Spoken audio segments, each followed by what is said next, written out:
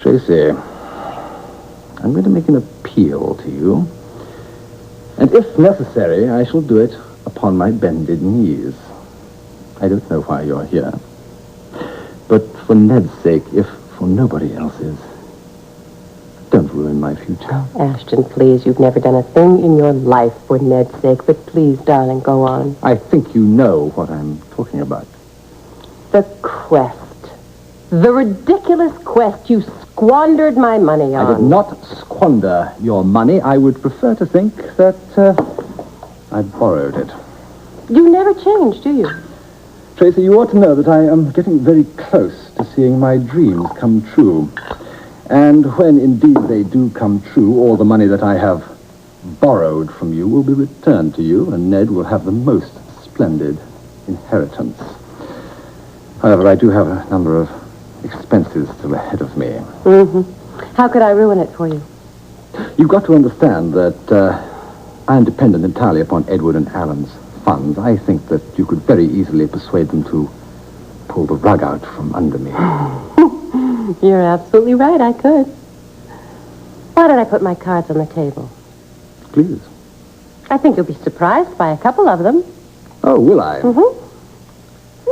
Shocked. Then panicked. Tracy, what are you going on about?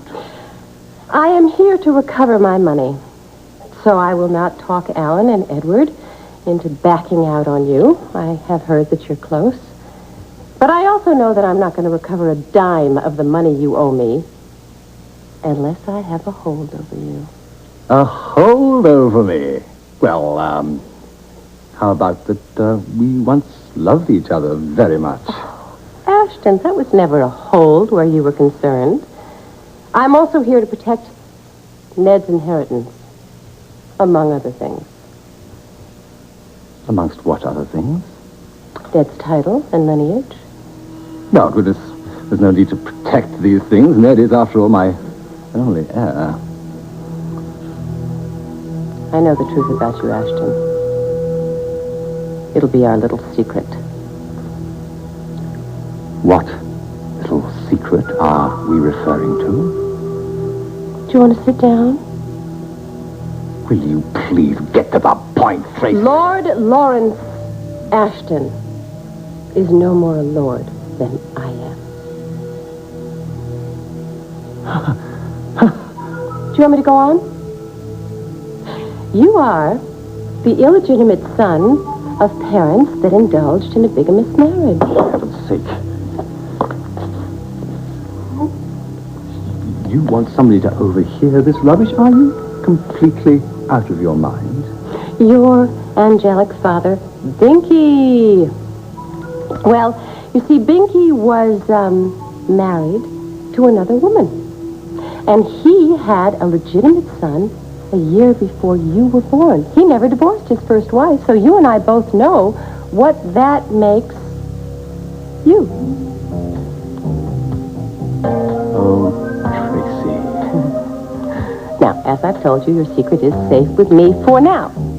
It wouldn't be in my best interest or Ned's to say anything about it yet. However, should you by some slim chance manage to make your dreams come true and find the lost civilization, you better be fully prepared to share, and share generously with me and Ned. Ah, so much for privacy. Well, why don't we talk about something else, like, ooh, the good old days.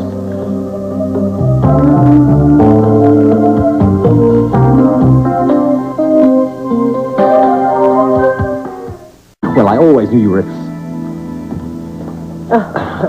Thank you. I always knew you were eccentric, Tracy, but I didn't realize that you were stark, raving bonkers. So, I am the bastard offspring of a bigamous marriage. Well, that has a comic ring to it. Where on earth did you dream up such a ludicrous notion? What, that your father, Lord Binky, didn't bother to pass through a courtroom on his way to your mother's bed? Don't kid a kidder you've known for years. You know, I am seriously concerned about your mental stability. Oh, Ashton, does alcohol help? That is hardly the issue here. Do you realize that accusations like that can absolutely ruin a man, and once uttered, it doesn't matter a damn whether they're true or false. The fact of the matter is they shatter confidence. They are bad for business. Now, tell me, what do you plan to do with this rather dubious piece of information? I'd just love to let you dangle in the wind for a while, but I won't. Actually, our interests are one and the same. I stand to gain nothing by exposing you. In fact, I could stand to lose a fortune if I did. I'm frightfully glad to hear you say that. It has absolutely nothing to do with you. The last thing I will let happen is that our son Ned ends up penniless and without the Ashton title. Well, there you go. You see, a little discretion can work to the benefit of all of us. In the meantime, we can forget about this supposed mistake on the part of my father, made in the heat of his passion. Now, as for that little bauble of a wife of yours, I suspect she'd be on the first shuttle to New York should she find out about the truth. I shouldn't underestimate Ariel's loyalty if I were you. Actually, I was paying tribute to her common sense. It'd be such a shame for you to lose her. You might not find another one so young and pretty. Are you talking about me? Why would Larry lose me? Hi. You've been up beautifully. Yeah. Never let you go, should I? You would never listen when I brought that up. Never listen. Not bad, though, for an old married mother. Not so much the old thing. Where's my daughter? I'll put this on just for her. Well, she's not here, but do kids. Will that do? I'll pass. No. Oh. What's the matter? Come on. Not a whole lot. I'm still thinking about the security arrangements over at your husband's club. Is that it? Yes. No, it's not. Yes, it is. No, it's not. You're worried. I am? You are, yes, because it's getting closer and closer to Catherine marrying that man, and you're worried about it. I'll be a lot better when I figure out who's trying to put her out, but in the meantime, I don't trust anybody, in particular that man of hers. I don't know. I mean, Paul may be a little slow, strange, but he seems like a nice enough man, and I'm sure he loves Catherine, doesn't he? I agree with the first part of your description, yes. Oh. I mean, you don't actually suspect him of anything. This is just a man thing, right? I ask you. I mean, you're talking to a cop here. Have you ever known me to get personal feelings involved in my professional life? Watch what you say. Look, it's just that there's something smells wrong about that whole relationship. I get the feeling the guy puts on a show just for me. I'm sure he does. He's probably a bit jealous of you.